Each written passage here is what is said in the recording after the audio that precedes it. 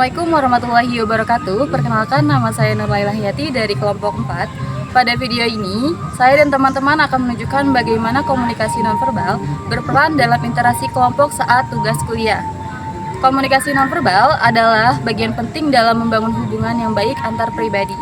Dengan memahami dan menggunakan bahasa tubuh secara tepat, pesan yang kita sampaikan bisa lebih jadi efektif dan bermakna. Komunikasi nonverbal adalah bagian penting dalam membangun hubungan yang baik antar pribadi. Belajar memahami dan menggunakan bahasa tubuh untuk menyampaikan pesan secara lebih efektif. Tema yang diangkat adalah interaksi kelompok saat berdiskusi tentang proyek tugas kuliah. Memperlihatkan bagaimana beberapa bentuk komunikasi nonverbal seperti ekspresi wajah, gerakan tubuh, kontak mata, jarak fisik, dan intonasi suara. Berikut beberapa contoh komunikasi nonverbal yang dapat digunakan dalam drama. Yang pertama, ekspresi wajah. Dalam komunikasi, ekspresi wajah itu penting banget. Wajah kita bisa mengungkapkan ekspresi tanpa melakukan bicara. Misalnya, saat teman lagi bicara, kita tersenyum seperti itu, tandanya kita menyimak dan mendukung. Dan apabila kita bisa bikin orang ragu atau merasa nggak nyaman. Perkenalkan, nama saya Irwan. Di sini saya bakal menunjukkan gestur tubuh yang saat presentasi atau saat ngomong. Kalau kita kayak gini, kita menandakan saat komunikasi itu relax, nyantai. Nah, kalau menunjukkan, oh jadi kayak gini loh intinya loh, itu menunjukkan suatu poin dan tujuan. Tapi kalau kita komunikasi dengan tangan tidak ini, itu menunjukkan kita atau cemas kayak panik, itu menunjukkan kita kurang percaya diri.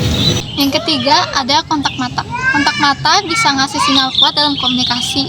Waktu kita menatap lawan bicara seperti ini, itu artinya kita fokus dan menghargai mereka.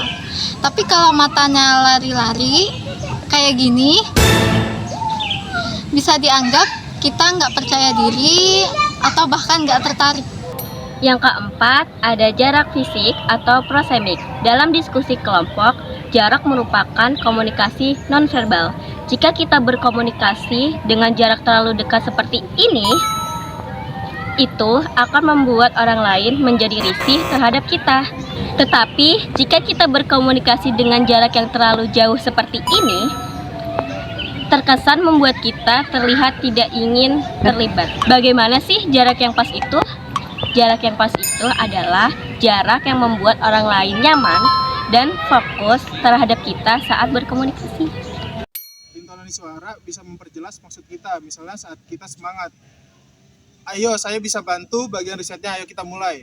Dibanding saat kita bicara datar seperti ini, aku bisa bantu bagian riset, orang lain bisa bingung kita berniat atau enggak. Yang keenam, ada sikap tubuh atau postur. Sikap tubuh atau postur merupakan salah satu bentuk komunikasi nonverbal. Contohnya dalam hal duduk ketika berdiskusi. Jika kita duduk seperti ini, tegap, menunjukkan sikap duduk yang benar. Tapi, jika kita duduk seperti ini, memalingkan badan ke belakang, ke kanan, ataupun ke kiri, dan mencondongkan badan ke belakang, menunjukkan sikap duduk yang salah. Yang pertama, contoh hal duduk yang pertama, di situ kita menunjukkan kesan yang peduli pada obrolan. Sikap duduk yang kedua menunjukkan bahwa kita cuek dan terkesan tidak peduli pada diskusi.